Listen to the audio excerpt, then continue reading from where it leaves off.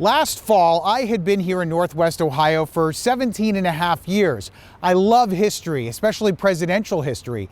But for some reason, I never made it out here to Fremont, to the Hayes Presidential Library and Museums. I took a tour and loved it. So for those of you who haven't had a chance to be here, let's go take a look inside.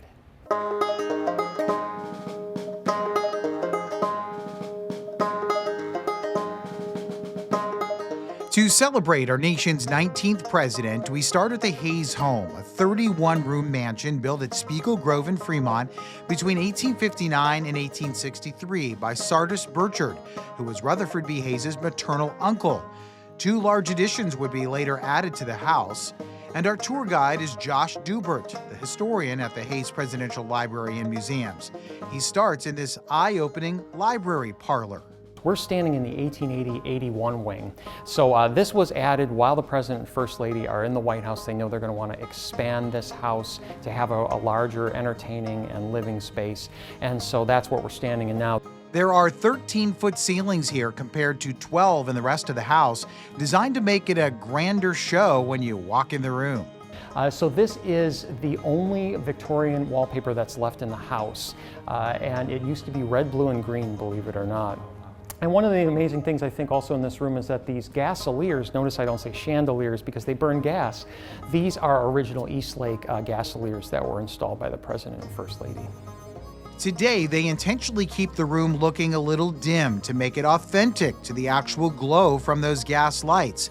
Then we see the most striking item you'll see in this library parlor. This is a portrait that was painted by William Garl Brown in 1878, and this is the official presidential portrait of Rutherford B. Hayes. So this did hang in the White House. It's a little taller than life size. He was 5'8.5" inches tall, and we've measured it. It's a little closer to 6 feet. Okay. But yeah, this was definitely a source of pride.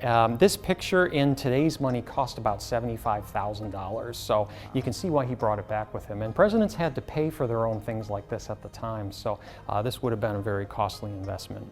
But don't think President Hayes' better half is forgotten in this room. This painting of Lucy that was done in 1881, this actually marks the occasion of their 25th wedding anniversary. So in 1877, Rutherford and Lucy are President and First Lady, their first year in the White House, and they decide to get remarried. It's their silver wedding anniversary. And so they have, Lucy later has this painted to mark that occasion. So this was a dress that was created for the second day of that event, and this now dresses in the Smithsonian. So Lucy, very interesting First Lady. She's the first Lady to actually be called First Lady in the press.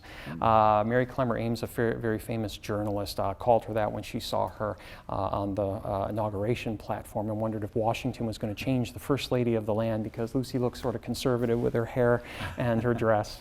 I then saw this, a framed picture of someone I have studied and admired a lot, President Abraham Lincoln.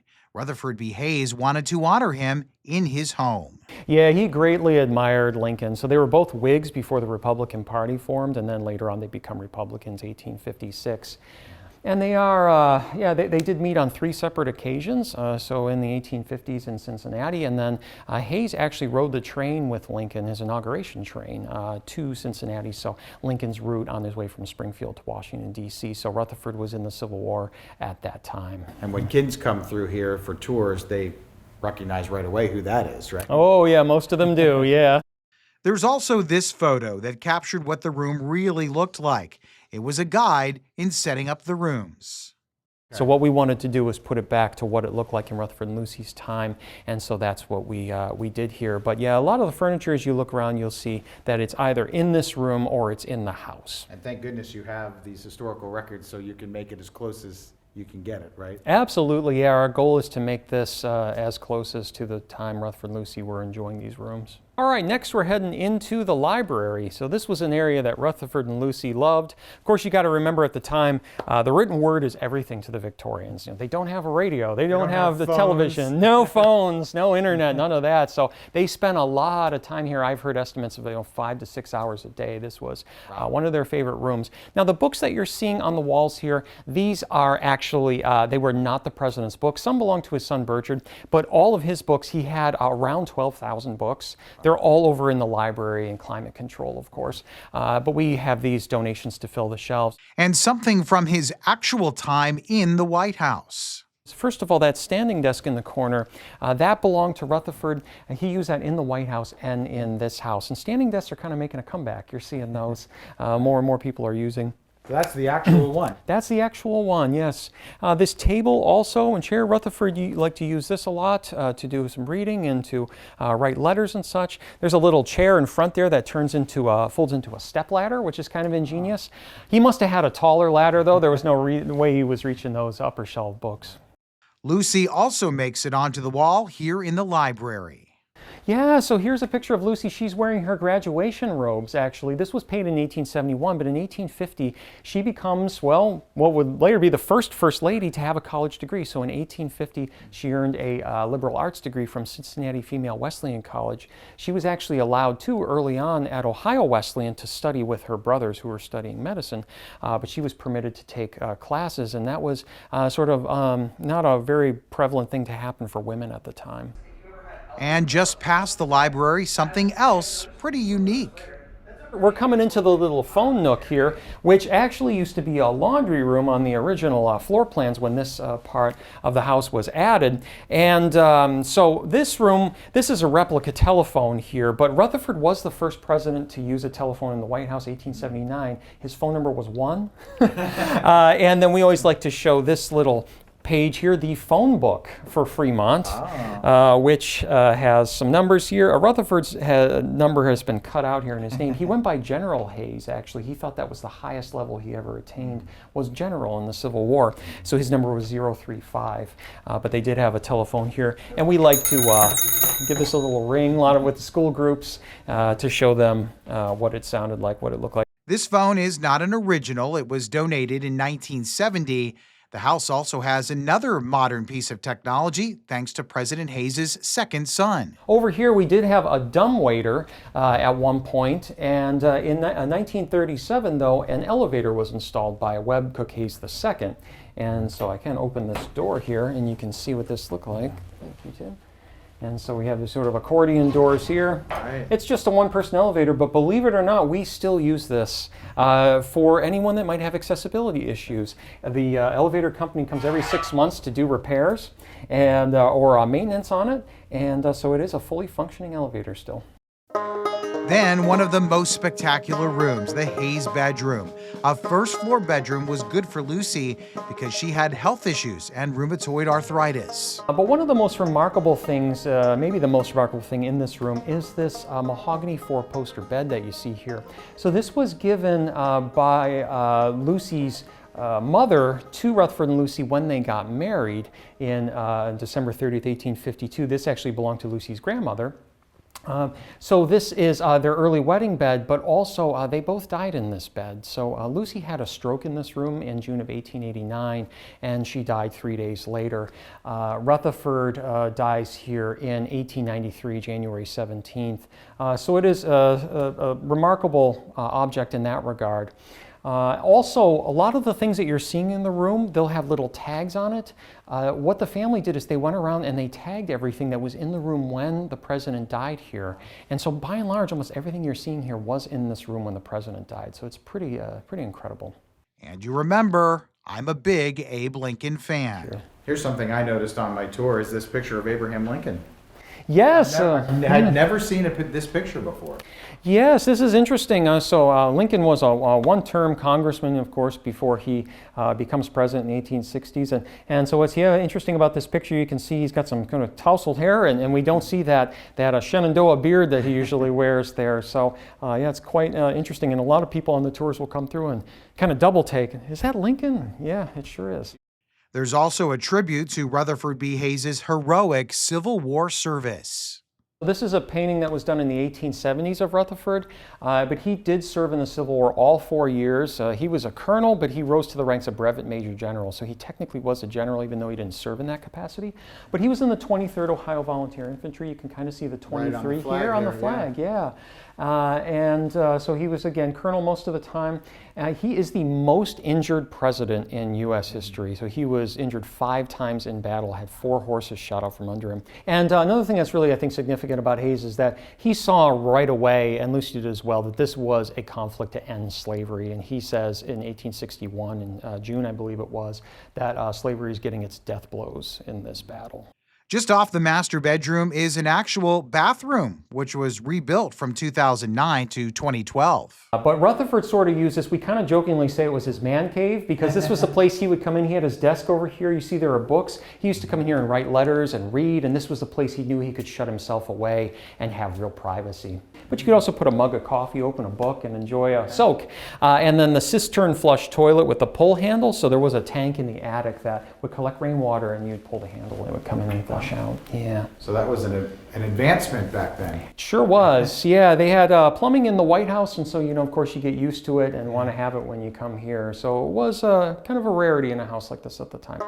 I just want to mention this beautiful art glass we have here. Historian Josh Dubert now takes us through the carriage room with beautiful art glass and into the grand dining room that's still used today. The carriage entrance that we were in, that was also added in 1889 as part of the grand expansion to have a really large formal dining room that Rutherford and Lucy's guests could enjoy. Unfortunately, though, Lucy dies before this is completed, so she was never actually able to dine here. We do have a historic picture here over on our fireplace that shows the president and some of his family, his daughter Fanny, his son Rutherford Platt, his other son Scott, enjoying dinner, even the Hayes cat down there in the corner by Rutherford. And as you can see with this picture also, there are the room is essentially just as it was when they lived here as well. The table has 11 leaves in it and seats 24 people. And we do still use this, believe it or not. We have Christmas dinners that we serve here. So we sell tickets to members. They're at a certain tier. And so if you wanted to become a member of the museum, you could buy a ticket and you can come have a Victorian traditional Christmas dinner served to you. So it's a really neat experience. But keep this in mind, this dining room wasn't just for formal, sophisticated dinners. There's a funny story that one of those 4 boys I mentioned earlier, Webb Cook Hayes III and his wife Betty's boys, came here and mentioned that he and his brothers used to fling meatballs at the ceiling trying to get them to stick. And I guess the record was 2 days. So it's neat to see these things throughout the generations and hear how the house was used. We then left the house and went to the Presidential Museum not far away. Some of President Hayes' most famous words are memorialized here. He serves his party best, who serves his country best. Well, we're standing in the rotunda. So this is part of the original part of the museum that was built between 1912 and 1916 by Webb Cook Hayes I. And so it's a pretty grand space. As you can hear, it's pretty echoey. We do have a bust of the president here, and we do have flower laying wreath ceremonies occasionally either at the tomb or at the bust to commemorate different important moments in his life. Then one of the most fascinating parts of the museum, the President's Gallery. This is a copy of the Resolute Desk, which was gifted to President Hayes in 1880 by Queen Victoria.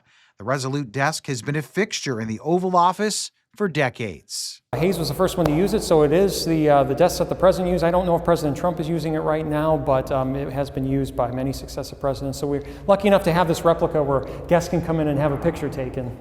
Along this wall, there are letters and signatures from every president, some written directly to Hayes. And look at this, the actual gloves President Lincoln wore the night he was killed at Ford's Theater in 1865. We have some really unique Lincoln artifacts. For anyone that's really interested in Lincoln will find this fascinating. Yes, we do have the gloves here, and there's also under this little standing jar here a part of the coat that he was wearing the night he was assassinated. Mm-hmm. How do you get artifacts like that? They come as gifts from some folks throughout the years to the museum. The slippers came from a tutor of Lincoln's children were given. Mary Todd Lincoln gave them to him, and then he gave them to Hayes. And these Lincoln slippers here were actually used as models for what they used for Daniel Day-Lewis in the film Lincoln. So they came and visited us.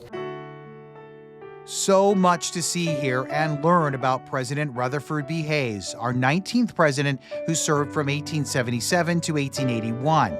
Here, they say he made big contributions to the country, trying to reform civil service in the United States, putting down the first truly national labor strike with the railroads, and working to stabilize and recover from the economic depression that was going on in 1873. They also say after his presidency, he brought on prison reform and tried to bring education to the South for poor white Southerners and for African Americans. It's the perfect place if you're a history buff, teacher, or school kid. We get a lot of school groups. May is really our biggest month for school groups, but it's wonderful having all the kids come in and experience this. I came here as a fourth grader. I know it changed my life, and I think a lot of kids realize what a rich resource this is, and it inspires them to be involved in the broader history of their nation. We get people all the time that come in and say, oh, I've lived in the county or I've lived in the area for my whole life and I've just never been here before, and I'm so glad I finally came. So yes, we're always doing our best to push that outreach forward and do the best to get as many people in as we can. This is the community's treasure, and so we always want to get everybody to feel like they're welcome here, whether they just want to walk the grounds or come visit this amazing resource. There is an admission fee, but you get a great tour, and you can walk the grounds of Spiegel Grove for free, bring your dog, enjoy the trails, and you can visit the tombs of President Hayes and Lucy Hayes. There are over 1,700 trees here, and it's considered a Level 2 arboretum. I'm Tim Miller in Fremont. See you next time.